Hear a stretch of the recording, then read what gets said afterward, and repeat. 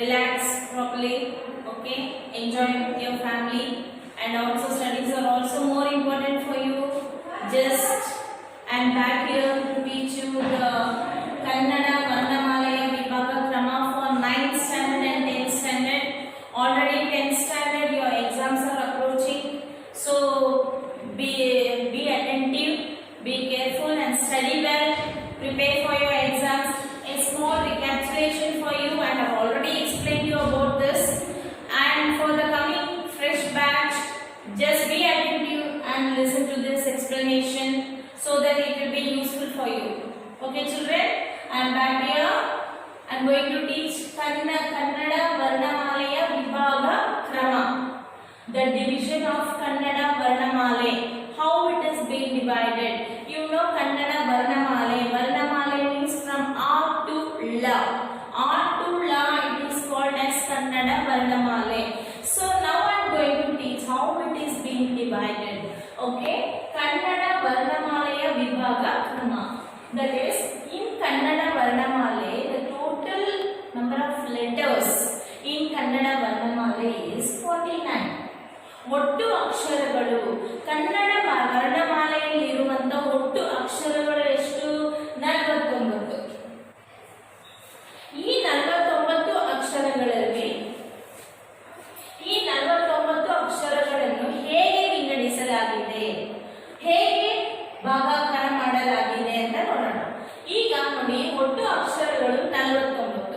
ಈ 49 ಅಕ್ಷರಗಳನ್ನು 3 ಭಾಗಗಳಾಗಿ ವಿಂಗಡಿಸಲಾಗಿದೆ. ಫಸ್ಟ್ ಪಾರ್ಟ್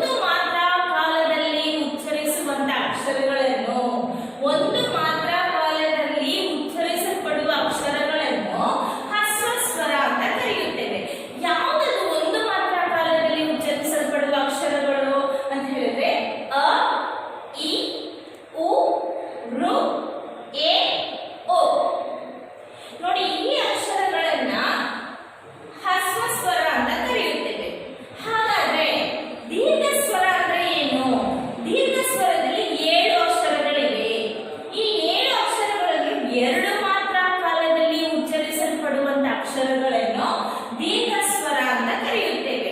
ಅದು ಯಾವುದಪ್ಪ? ಅದು ಎರಡು ಮಾತ್ರ ಕಾಲದಲ್ಲಿ ಉಚ್ಚರಿಸಲ್ಪಡುವಂತ ಅಕ್ಷರಗಳು ಅಂತ ಹೇಳಿದ್ರೆ ಆ, ಇ, ಉ, ಎ, ಐ, ಓ, ಔ. ನೋಡಿ ಇಲ್ಲಿ ಈ ಸ್ವರಗಳನ್ನೇ ಮೂರು ವಿಧ. ಒಂದು ಹ್ರಸ್ವ ಸ್ವರ, ದೀರ್ಘ ಸ್ವರ, ಪ್ಲುತ ಸ್ವರ. ಮೂರು ಮಾತ್ರ ಕಾಲದಲ್ಲಿ ಉಚ್ಚರಿಸಲ್ಪಡುವಂತ ಅಕ್ಷರ.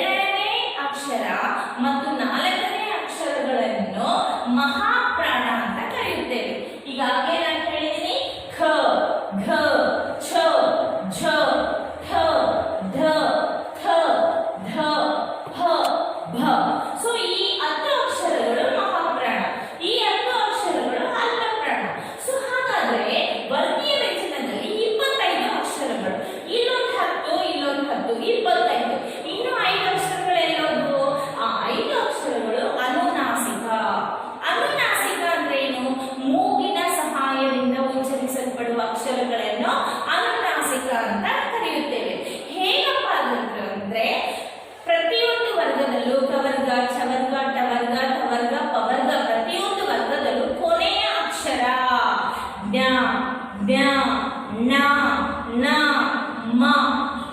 ನೋಡಿ, ಅದು ಉಚ್ಚರಿಸುವಾಗ ಮೂಗಿನ ಸಹಾಯದಿಂದ ಉಚ್ಚರಿಸಲ್ಪಡುವ ಅಕ್ಷರಗಳನ್ನು ಅನುನಾಸಿಕ ಅಂತ ಕರೆಯುತ್ತೇವೆ. ಅದು ಒಟ್ಟು 5 ಅಕ್ಷರಗಳು. ನೋಡಿ, ಇಲ್ಲಿ 5 ಅಕ್ಷರಗಳು ಬರ್ದಿದ್ದೀನಿ.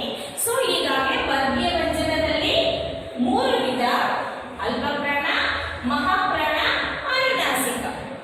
ಸೊ ಅವರ್ಗೀಯ ವ್ಯಂಜನದಲ್ಲಿ 9 ಅಕ್ಷರಗಳು: ಯ, ರ, ಲ, ವ, ಶ, ಶ, ಸ, ಹ, ಳ. ಅದೇ ತರ ಯೋಗವಾಹಗಳು 2 ಅಂತ ಹೇಳಿದೆ. ಯಾವುದಪ್ಪ 2 ಯೋಗವಾಹಗಳು ಅಂತ ಹೇಳಿದ್ರೆ, ಅನುಸ್ವರ ಅಂದ್ರೆ 1 ಸೊನ್ನೆ, ವಿಸರ್ಗ ಅಂದ್ರೆ 2 ಸೊನ್ನೆ. ಈ 2 ಅಕ್ಷರಗಳನ್ನು ಯೋಗವಾಹಗಳು ಅಂತ ಹೇಳ್ತೇವೆ. ಸೊ ಈಗಾಗಲೇ ನಾನು ಎಕ್ಸ್ಪ್ಲೇನ್ ಮಾಡಿದ್ಮೇಲೆ ನಿಮ್ಗೆ ಅರ್ಥ ಆಗಿದೆ ಅನ್ನಿಸ್ತದೆ. ಸೊ ಮತ್ತೆ ಹೇಳ್ತೀನಿ, ಕನ್ನಡ ವರ್ಣಮಾಲೆಯಲ್ಲಿ ಒಟ್ಟು ಅಕ್ಷರಗಳು ಎಷ್ಟು? ಅದು 49. ಈ 49 ಅಕ್ಷರಗಳನ್ನು ಎಷ್ಟು ಭಾಗಗಳಾಗಿ ವಿಂಗಡಿಸಲಾಗಿದೆ? 3 ಭಾಗಗಳಾಗಿ ವಿಂಗಡಿಸಲಾಗಿದೆ. ಯಾವುದಪ್ಪ ಅದು 3 ಭಾಗಗಳು ಅಂತ ಹೇಳಿದ್ರೆ, ಸ್ವರಗಳು. ಎಷ್ಟು ಸ್ವರಗಳಿವೆ? 13 ಸ್ವರಗಳು. ಅದು ಹೇಗಪ್ಪ ಸ್ವರಗಳು ಅಂತ ಹೇಳ್ತೀವಿ? ಸ್ವರಗಳು ಅಂದರೆ ಏನು ಅಂತ ಹೇಳಿದ್ರೆ, ಸ್ವತಂತ್ರವಾಗಿ ಉಚ್ಚರಿಸಲ್ಪಡುವ ಅಕ್ಷರಗಳನ್ನು ಸ್ವರಗಳು ಎಂದು ಕರೆಯುತ್ತೇವೆ. ಸೊ ಹಾಗಾದ್ರೆ ಎಷ್ಟು ಅಕ್ಷರಗಳಿವೆ? 13 ಅಕ್ಷರಗಳಿವೆ. ಹಾಗಾದ್ರೆ ವ್ಯಂಜನಗಳು ಎಷ್ಟು ಅಕ್ಷರಗಳಿವೆ? 34 ಅಕ್ಷರಗಳಿವೆ. ಎಲ್ಲಿಂದ ಎಲ್ಲಿವರೆಗೂ? ಖ ಇಂದ ಳ ವರೆಗೂ. ಈಗ ಯೋಗವಾಹಗಳು ಅಂದ್ರೆ ಏನು? ಕೊನೆ 2 ಅಕ್ಷರಗಳು. ಸ್ವರಗಳಲ್ಲಿ ಕೊನೆ 2 ಅಕ್ಷರಗಳನ್ನು ಯೋಗವಾಹಗಳು ಅಂತ ಕರೆಯುತ್ತೇವೆ. ಅದು ಸ್ವರದ ಸಂಬಂಧ ಪಡೆದು ಉಚ್ಚರಿಸಲ್ಪಡುವ ಅಕ್ಷರಗಳನ್ನು ಯೋಗವಾಹಗಳು. ಅದರಲ್ಲಿ 2 ಅಕ್ಷರ, ಅಂ ಮತ್ತೆ ಅಹ. ಅಂ ಅಂದ್ರೆ ಏನು? ಅನುಸ್ವರ. ಅಹ ಅಂದ್ರೆ ಏನು? ವಿಸರ್ಗ. ಈ 2 ಅಕ್ಷರಗಳನ್ನು ಯೋಗವಾಹಗಳು ಅಂತ ಕರೆಯುತ್ತೇವೆ. ಇಲ್ಲಿ ಮತ್ತೆ ವ್ಯಂಜನಗಳಲ್ಲಿ 2 ವಿಧ. ಯಾವುದಂದ್ರೆ ವರ್ಗೀಯ ವ್ಯಂಜನ, ಅವರ್ಗೀಯ ವ್ಯಂಜನ. ವರ್ಗೀಯ ವ್ಯಂಜನದಲ್ಲಿ ಎಷ್ಟು ಅಕ್ಷರಗಳಿವೆ? 25 ಅಕ್ಷರಗಳು. ಎಲ್ಲಿಂದ ಎಲ್ಲಿವರೆಗೂ? ಕ ಇಂದ ಮ ವರೆಗೂ. ಪ್ರತಿ ಒಂದು ವರ್ಗದಲ್ಲೂ 5 ಅಕ್ಷರ ಇರುತ್ತೆ. ಕವರ್ಗ, ಚವರ್ಗ, ತವರ್ಗ, ಪವರ್ಗ, ಖವರ್ಗ, ಚವರ್ಗ, ಠವರ್ಗ, ಥವರ್ಗ, ಪವರ್ಗ. ಪ್ರತಿಯೊಂದು ವರ್ಗದಲ್ಲೂ 5 ಅಕ್ಷರಗಳು. ಸೊ ಒಟ್ಟು 25 ಅಕ್ಷರಗಳು. ಅವರ್ಗೀಯ ವ್ಯಂಜನದಲ್ಲಿ ಯ ಇಂದ ಳ ವರೆಗೂ 9 ಅಕ್ಷರಗಳು. ಈ ವರ್ಗೀಯ ವ್ಯಂಜನಗಳಲ್ಲಿ 3 ವಿಧ. ಯಾವುದಪ್ಪ ಅದು 3 ವಿಧ ಅಂದ್ರೆ? ಅಲ್ಪಪ್ರಾಣ, ಮಹಾಪ್ರಾಣ, ಅನುನಾಸಿಕ. ಇಲ್ಲಿ ಅಲ್ಪಪ್ರಾಣ ಅಂದ್ರೆ ಏನು? ಕಡಿಮೆ ಉಸಿರಿನಿಂದ ಉಚ್ಚರಿಸಲ್ಪಡುವ ಅಕ್ಷರಗಳನ್ನು ಅಲ್ಪಪ್ರಾಣ ಅಂತ ಕರೆಯುತ್ತೇವೆ. ಏನು ಅಂದ್ರೆ ಯಾವ ಅಕ್ಷರಗಳು ಅಂದ್ರೆ ಖ, ಗ, ಛ, ಝ, ಠ, ಡ, ಥ, ದ, ಫ, ಭ. ಅದೇ ತರ ಮಹಾಪ್ರಾಣ ಅಕ್ಷರಗಳು ಹೆಚ್ಚು ಉಸಿರಿನಿಂದ ಉಚ್ಚರಿಸಲ್ಪಡುವ ಅಕ್ಷರಗಳನ್ನು ಮಹಾಪ್ರಾಣ ಅಂತ ಹೇಳ್ತೀವಿ. ಹೇಗೆಂದ್ರೆ ಪ್ರತಿಯೊಂದು ವರ್ಗದಲ್ಲೂ 2ನೇ ಮತ್ತು 4ನೇ ಅಕ್ಷರಗಳನ್ನು ಮಹಾಪ್ರಾಣ ಅಂತ ಹೇಳ್ತೀವಿ. ಅದೇ ತರ ಕೊನೆಯ ಅಕ್ಷರಕ್ಕೆ ಏನ್ ಹೇಳ್ತೀವಿ? ಅನುನಾಸಿಕ. ಅದು ಒಟ್ಟು 5 ಅಕ್ಷರಗಳು. ಮೂಗಿನ ಸಹಾಯದಿಂದ ಉಚ್ಚರಿಸಲ್ಪಡುವ ಅಕ್ಷರಗಳನ್ನು ಅನುನಾಸಿಕ ಅಂತ ಹೇಳಲಾಗಿದೆ. ಸೊ ಈಗಾಗಲೇ ಇದೆಲ್ಲ ಅರ್ಥ ಆಗಿದೆ ಅನ್ಸುತ್ತೆ ಮಕ್ಕಳೇ ನಿಮ್ಗೆ. ಸೊ ಇದೇ ತರ ಕನ್ನಡ ವರ್ಣಮಾಲೆಯ ವಿಭಾಗ ಕ್ರಮ, ಈ ಒಂದು ಒಟ್ಟು ಅಕ್ಷರಗಳು 49, ಈ ಕ್ರಮವನ್ನು ನಿಮ್ಮ ಪುಸ್ತಕದಲ್ಲಿ ಬರೆದು ನೀವು ಅದನ್ನ ಓದ್ಕೋಬೇಕು. Okay, I hope children you all understood this, how what I have written on the board and explained you clearly. Okay children, please do this homework. Write 2 times in your book and practice it. So it is very useful for you, and I hope you all understood this. Okay, copy it up neatly. It is there in 10th standard textbook, page number 5. Page number 5. Write and clearly read it. Okay children, pause it. Okay children, I have explained you already about the Varnamala. Now I am going to explain the Gunitaksharagalu. So what is this Gunitaksharagalu? Gunitaksharagalu endare eno? ವ್ಯಂಜನಗಳಿಗೆ ಸ್ವರಾಕ್ಷರಗಳು ಸೇರಿ ಸೇರಿ ಆಗುವ ಅಕ್ಷರಗಳನ್ನು ಗುಣಿತಾಕ್ಷರಗಳು ಎನ್ನುತ್ತೇವೆ. ವ್ಯಂಜನಗಳಿಗೆ, ವ್ಯಂಜನ ಅಂದ್ರೆ ಏನು? ಕಾಯಿಂದ ಳವರೆಗೂ ವ್ಯಂಜನಗಳು. ಈ ವ್ಯಂಜನಗಳಿಗೆ ಸ್ವರಾಕ್ಷರಗಳು ಸೇರಿ, ಸ್ವರಾಕ್ಷರಗಳು ಅಂದ್ರೆ ಆ ಇಂದ ಅಮ್ಮಹವರೆಗೂ. ಸೊ ಈ ಸ್ವರಾಕ್ಷರಗಳು ಸೇರಿ ಆಗುವ ಅಕ್ಷರಗಳನ್ನು ಗುಣಿತಾಕ್ಷರಗಳು ಎನ್ನುತ್ತೇವೆ. ನೋಡಿ, ಈಗ ಉದಾಹರಣೆಗೆ ವ್ಯಂಜನಾಕ್ಷರ ಪ್ಲಸ್ ಸ್ವರಾಕ್ಷರ ಸೇರಿ ಗುಣಿತಾಕ್ಷರ ಆಗುತ್ತೆ. ಹೇಗೆ ಅಂತ ಹೇಳಿದ್ರೆ, ಕ ನೋಡಿ, ಸ್ವರ ಸೇರಿದ್ರೆ ವ್ಯಂಜನ ಪೂರ್ತಿ ಆಗೋದೇ ಇಲ್ಲ, ಅದು ಗುಣಿತಾಕ್ಷರ ಆಗಕ್ಕೆ ಸಾಧ್ಯನೇ ಇಲ್ಲ. ಸೊ ಕ ಆ, ಹಾಗೆ ಸಂಕೇತ ತಲೆಕಟ್ಟು. ಪ್ರತಿಯೊಂದು ಸ್ವರಕ್ಕೂ ಒಂದೊಂದು ಸಂಕೇತಗಳಿರುತ್ತೆ. ಸಂಕೇತಗಳು ಅ ಅಂದ್ರೆ ತಲೆಕಟ್ಟು, ಕ ತಲೆಕಟ್ಟು ಖ.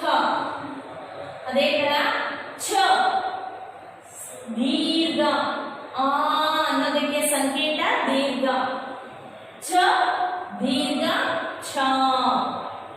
ನೋಡಿ, ಟ ಈಗೆ ಸಂಕೇತ ಗುಣಸು, ಗುಣಸು, ಟ ಗುಣಸು ಟಿ. ತ ಗುಣಸು ದೀರ್ಘ ತಿ, ಥ ಗುಣಸು ದೀರ್ಘ ತಿ. ಪ್ರತಿಯೊಂದು ಸ್ವರಾಕ್ಷರಕ್ಕೂ ಒಂದೊಂದು ಸಂಕೇತ ಇರುತ್ತೆ. ಈಗಾಗಲೇ ಹೇಳಿದೀನಿ ನಿಮ್ಗೆ, ಸ್ವರಗಳ ಸಹಾಯವಿಲ್ಲದೆ ಯಾವ ವ್ಯಂಜನನೂ ಗುಣಿತಾಕ್ಷರ ಆಗೋಕೆ ಸಾಧ್ಯನೇ ಇಲ್ಲ. ಸೊ ಇಲ್ಲಿ ಹೇಳಿರುವ ಹಾಗೆ ವ್ಯಂಜನಗಳಿಗೆ ಸ್ವರಾಕ್ಷರಗಳು ಸೇರಿ ಆಗುವ ಅಕ್ಷರಗಳನ್ನು ಗುಣಿತಾಕ್ಷರಗಳು ಎನ್ನುತ್ತೇವೆ. ನೋಡಿ, ಇಲ್ಲಿ ವ್ಯಂಜನ ಪ್ಲಸ್ ಸ್ವರ ಸೇರಿದಾಗ ಗುಣಿತಾಕ್ಷರ ಆಗುತ್ತೆ. ನೋಡಿ, ಕ ತಲೆಕಟ್ಟು ಕ, ಛ ದೀರ್ಘ ಛ, ಟ ಗುಣಸು ಟಿ, ತ ಗುಣಸು ದೀರ್ಘ ಟಿ. ಅದೇ ತರ ನೋಡಿ, ಸ್ವರ ಸಂಕೇತಗಳು, ಸ್ವರ ಸಂಕೇತಗಳು.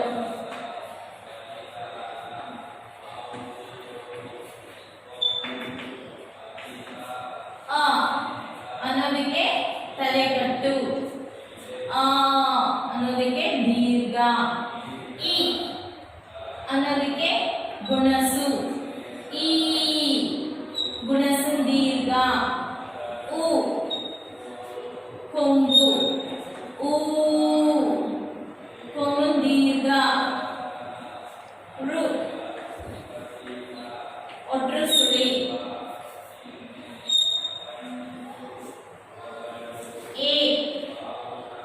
ಏತ್ವ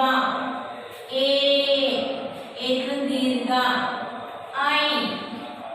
ಐತ್ವ, ಓತ್ವ ಓತ್ವ ದೀರ್ಘ, ಔತ್ವ, ಒಂದು ಸೊನ್ನೆ, ಅಹ 2 ಸೊನ್ನೆ. ಇವಕ್ಕೆಲ್ಲ ಸ್ವರ ಸಂಕೇತಗಳು ಅಂತ ಹೇಳ್ತೀವಿ. ಪ್ರತಿಯೊಂದು ಸ್ವರಕ್ಕೂ ಒಂದೊಂದು ಸಂಕೇತ ಇರುತ್ತೆ. ಈ ಸಂಕೇತಗಳನ್ನ ವ್ಯಂಜನಗಳಿಗೆ ಸೇರಿಸಿದಾಗ ಅವು ಗುಣಿತಾಕ್ಷರಗಳು ಆಗುತ್ತೆ. ಹೇಗಪ್ಪ ಅಂತ ಹೇಳಿದ್ರೆ, ಈಗ ನಾನು ಖ ತಗೋತೀನಿ.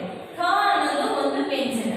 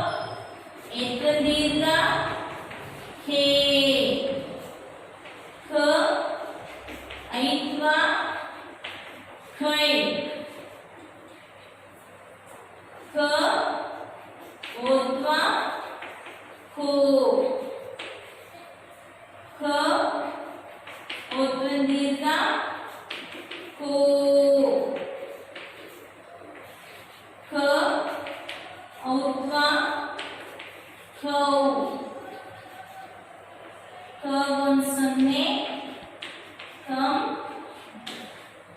ಗೆ ಸೊನ್ನೆ ಕಹ. ಸೊ ಹೀಗೆ ಪ್ರತಿಯೊಂದು ವ್ಯಂಜನಕ್ಕೂ ಈ ಸಂಕೇತಗಳನ್ನು ಸೇರಿಸಿದಾಗ ಅವು ಗುಣಿತಾಕ್ಷರ ಆಗುತ್ತೆ.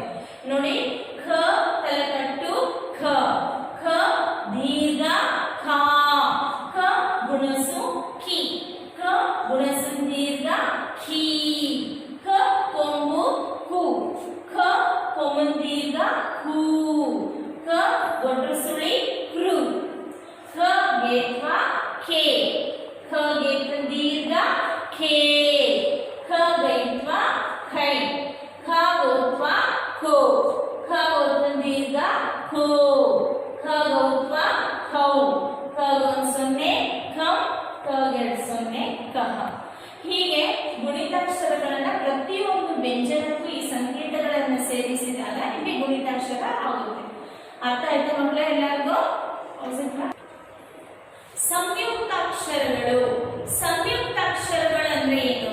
ಎರಡು ಅಥವಾ ಎರಡಕ್ಕಿಂತ ಹೆಚ್ಚು ವ್ಯಂಜನಗಳಿಗೆ ಒಂದು ಸ್ವರ ಸೇರಿ ಆಗುವ ಅಕ್ಷರವನ್ನು ಸಂಯುಕ್ತಾಕ್ಷರ ಅಥವಾ ಒತ್ತಕ್ಷರ ಎಂದು ಕರೆಯಲಾಗುತ್ತದೆ.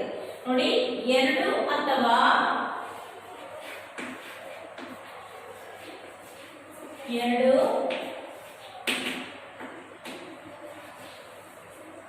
ಅಥವಾ ಎರಡಕ್ಕಿಂತ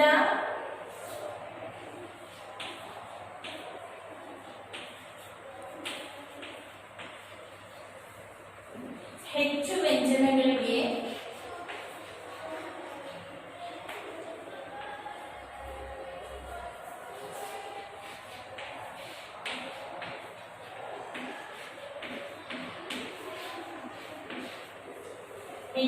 ಒಂದು ಸ್ವರ ಸೇರಿ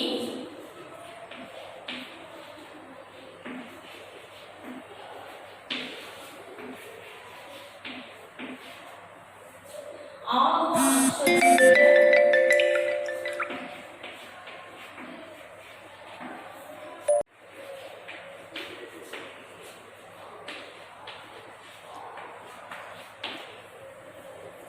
ಸಂಯುಕ್ತಾಕ್ಷರ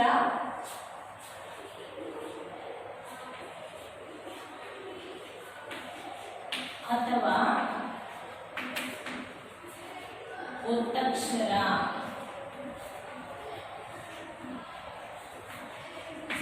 ಎಂದು ಕರೆಯುತ್ತೇವೆ.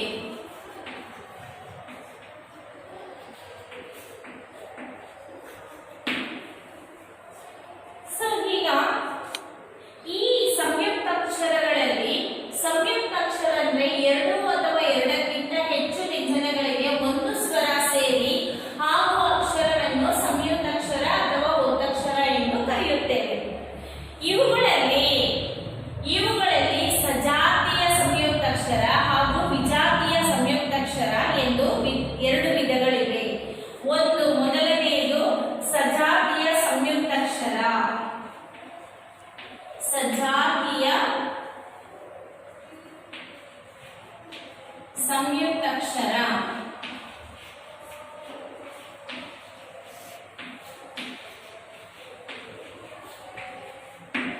ಎರಡನೆಯದು ವಿಜಾತಿಯ ಸಂಯುಕ್ತಾಕ್ಷರ.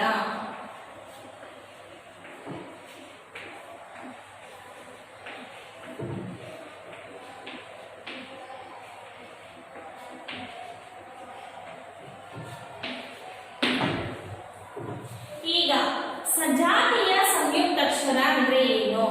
ಒಂದೇ ಜಾತಿಯ ಎರಡು ವ್ಯಂಜನಗಳೊಂದಿಗೆ ಒಂದು ಸ್ವರ ಸೇರಿದಾಗ ಸಜಾತಿಯ ಸಂಯುಕ್ತಾಕ್ಷರ ಉಂಟಾಗುತ್ತದೆ.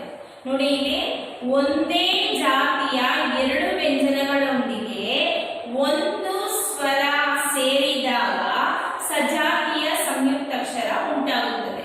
ನೋಡಿ, ಉದಾಹರಣೆಗೆ ಅಮ್ಮ, ಅಮ್ಮ, ಅ, ಮ, ಮಾಗೆ ಮಾವೊತ್ತು. ನೋಡಿ, ಒಂದೇ ಜಾತಿಯ ಎರಡು ವ್ಯಂಜನಗಳೊಂದಿಗೆ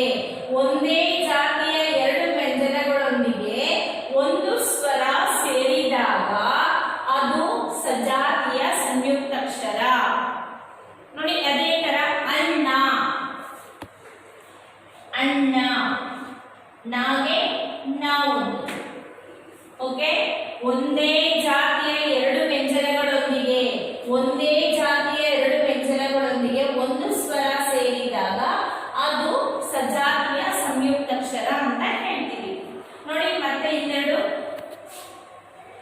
ಕಲ್ಲು,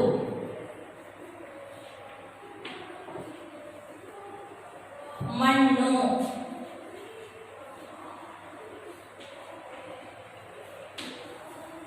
ಹೀಗೆ ಈಗ ವಿಜಾತಿಯ ಸಂಯುಕ್ತಾಕ್ಷರ ಅಂದ್ರೆ ಏನು?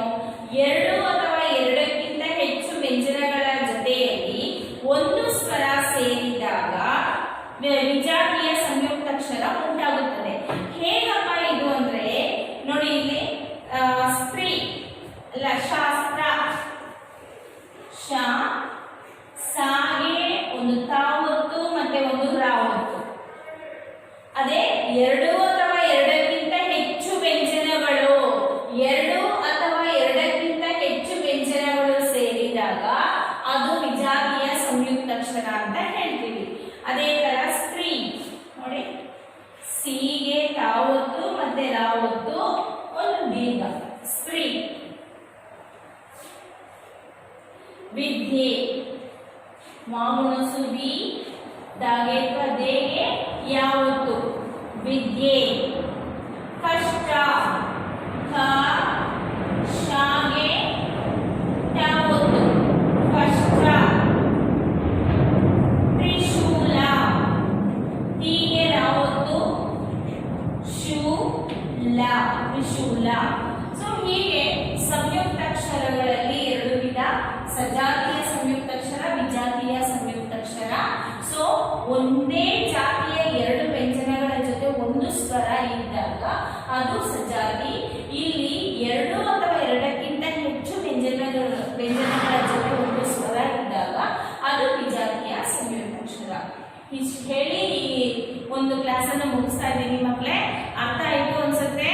I hope everybody would have been understood this. Okay, study well, sit at home, prepare for your exams, student, 10th standard student. Your exams are coming closer, so be careful, sit at home, be attentive, be serious and sit and learn once again. This is a small recapitulation for you. Okay children, tomorrow again I'll meet you. Till then, goodbye from Pushpani ma'am, and stay back once again. I want to tell you something, that admissions are going on. Just tell your sisters or brothers, whoever might, to come and do the admission, pay the small amount of fees, collect your books. Okay children, the books are more important. Books are available in the office. Office is open from 9 o'clock to 1:30 p.m. Okay children, goodbye, see you, thank you.